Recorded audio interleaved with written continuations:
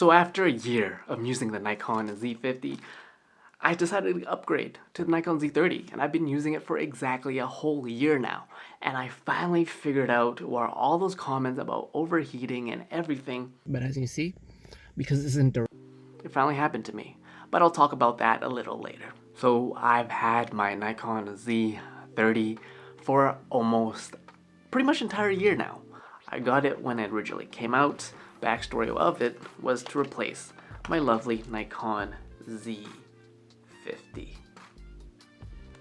The biggest issue? The flip down screen. And of course that I was primarily a video shooter that wanted the occasional still. The specs lined up, you're looking at pretty much the exact same camera, except a couple of things. The Z30 has no electronic viewfinder, as well as no flash, but it has a flippy outie screen. And I was ecstatic about finally a vlogging camera that is great for capturing 4K crisp video, 30 frames per second, on the market to beat any sort of video content on any social media platform. What more could you ask for? You have a flippy outie screen. You're looking at $700 for just the body, $1,000 camera for a kit lens combo. You can't really get that anywhere else. With the removal of the viewfinder, a cheaper budget, as well as very vlogger-centric focuses such as having a tally light, more ergonomic and having bigger buttons like the record and eye autofocus. But with the recent firmware update, the Z50 now has face and eye autofocus, especially for video. You have other components of the Z30 like unlimited recording with external battery, and that's pretty much the selling point. But let's talk about the cons. The cons of why this camera started to show its own downfalls. With the Nikon lineup, there is not a lot of Z APS-C glass, meaning that you have the kit lens, you have a 16-50, and you have the more expensive Z full frame that can be used on these little cameras. But you're looking at, what's the point of paying $1,000 for glass if you already want to spend $1,000 on just the body? You might as well just upgrade to full frame. So you're looking at more of a fair pricing match. Of course, there are third-party lenses like I'm using right now, the Viltrox 1.4, which is great. But because it is not native glass, autofocus will be an issue, especially in low light. The Z30 itself has low light autofocus issues. Whether it is slow to hunt or does not even track at all and pulses, so that is something to also be aware of.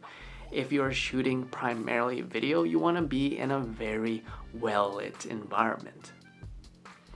In terms of low light, you are bound to look for poor autofocus performance, especially on this APS-C sensor. And the most gripe thing that I have found out recently is reading a lot of the comments about people and their overheating issues. I have not had any issues whatsoever because I am living in Vancouver, Canada, where it does not get up to a high of 20 degrees Celsius. You're looking at 60 degrees Fahrenheit. But as of recently, I started to run into this very fact, where I was filming a vlog on my car, in my car, shooting at a whopping 27 degrees Celsius. You're looking at 70 to 80 degrees Fahrenheit, and I finally got it. So here I am trying to record, but as you see, because this is in direct sunlight and heat, I'm getting a cannot be used camera. And I mostly filmed this indoors, so this is my first time actually encountering this problem. After a year of filming indoors, I filmed outdoors and I got the dreaded overheating issue. The light started to turn on red, and then you get this death timer. Your camera will shut down in 18 seconds, and it kept going down and down and down until it was 0, and then it turned itself off for protection of its housing and electrical components. You would think for a camera in 2023, 2022 to not run into 4K overheating issues. So the biggest and most horrible thing about this camera is that if you were to live in a place where it does get very hot, above 70 degrees Fahrenheit, 25 degrees Celsius, you have to be wary of that. Not only that, additionally, is that the battery life on the Z30, I do not know why, you guys let me know. These EL25 batteries that the Z15 uses, the Z30 actually eats them up a lot quicker for some weird reason. Maybe that's because maybe the tally lamp, maybe more electrical, I have no idea. But you're looking at using 3 to 4 to 5 of these if you were to look to use this for a full day video shoot.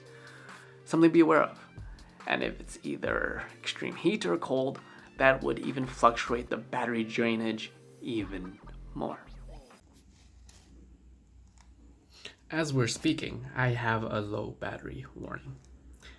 And unfortunately, I see this way too often when I am recording my videos. And it just died. I originally was a big fan of the Nikon Z30, but after a year in use, this is not some sponsored video of me actually using this in and out as my main vlogging camera, out and about. There's things that you need to be wary of, right? Battery life. There is no IBIS, in-body image stabilization. You might have kit if you have a VR, built-in image stabilization if you're lucky, but there is no body. Overheating issues and battery issues.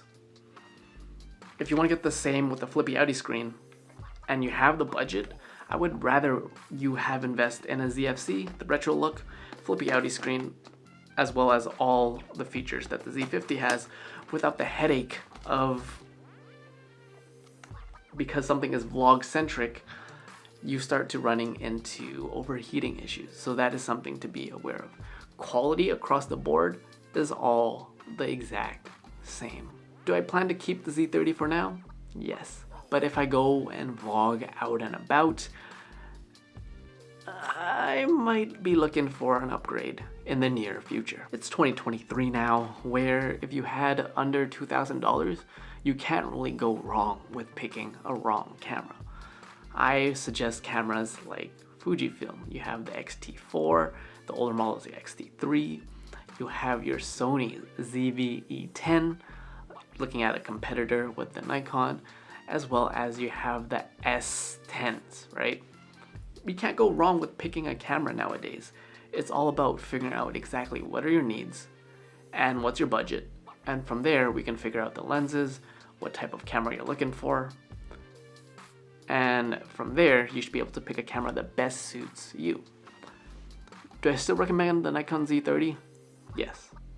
If you have under $1,000, you're looking for a flippy outie screen, you're at home, you want to film a talking head video, a TikTok, flip it on the side, you can't really go wrong. But if you're looking for professional grade, entry level, out and about, you might be looking at, let's say, a little bit more on the higher full frames. The Z6, 7 Mark IIs, the Sony A7C, which I highly recommend. Mark II just came out, but that's looking at $3,000 plus. Under 2K, this setup will do you just fine. If you guys want to help me help you, everything I talked about is in the description below.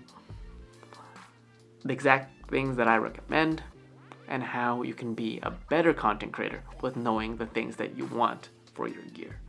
You're watching Rogue Vision Collective, where we all start with nothing, but you can always create something. Cheers, guys.